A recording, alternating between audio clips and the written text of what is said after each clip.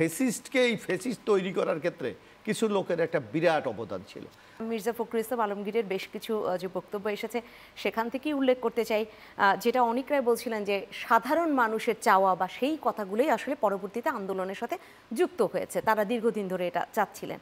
কিন্তু মির্জা ফখরুল ইসলাম আলমগীর যে কথাগুলো বললেন তার বক্তব্যের মধ্য দিয়ে, যে টেলিভিশন টক শো এমনকি টেলিভিশনের নাটকেও সাধারণ মানুষ অনুপস্থিত, শ্রমজীবী মানুষেরা অনুপস্থিত, তাহলে তারা তো আসলে অনুপস্থিত হয়ে গেল, হারিয়ে গেল। কারা এত উপস্থিত? রাজনীতিবিদরা? তাহলে সাধারণ মানুষের কথা কারা বলছে? না, এখানে একটা আমাদের মহাসচিব যে কথাটা বলেছে, উনি একটা রাজনৈতিক দল, এবং যে কোনো রাজনৈতিক দলের কিন্তু নিজস্ব কিছু, আপনি কি বলবো আমরা, এটা তার পর্যবেক্ষণ থাকা উচিত, অথবা তার নিজস্ব কিছু গবেষণা থাকা উচিত। আপনি দেখবেন আমাদের বাংলাদেশে কিন্তু এক সময় যে শেখ হাসিনার আমলে আপনি কি দেখেছেন, যে মিডিয়াগুলো জনগণের বিরুদ্ধে কিভাবে অবস্থান নিয়েছে, অথবা সরকারপন্থী বলে একটা বিশেষ শ্রেণী তৈরি হয়েছিল আপনি দেখবেন, যেটা জন আকাঙ্ক্ষাকে কোনো ধারণ করতে পারে নাই। যার কারণে দেখবেন আপনি জীবনে শুনেছেন যে একটা সরকার পরিবর্তন হলে যারা সংশ্লিষ্ট লোক থাকে, যারা অপরাধ করে বা যারা দুর্নীতির সাথে জড়িত, তারা চলে যায়। একটা বাইতুল মোকাররমের ইমাম সাহেব চলে যায়, এটা কি আপনি কোনোদিন শুনেছেন? অথবা আপনার বিরাট একটা, আপনাদের এই গণমাধ্যমের বিরাট একটা অংশ চলে গেছে। কেন গিয়েছে? এটা তো আগে আমরা কখনো দেখি নাই। আমরা এরশাদ বিরোধী আন্দোলন করেছি, অন্যান্য আন্দোলন করেছি, তখন কিন্তু এই সিনারিওটা কিন্তু আপনি দেখবেন না।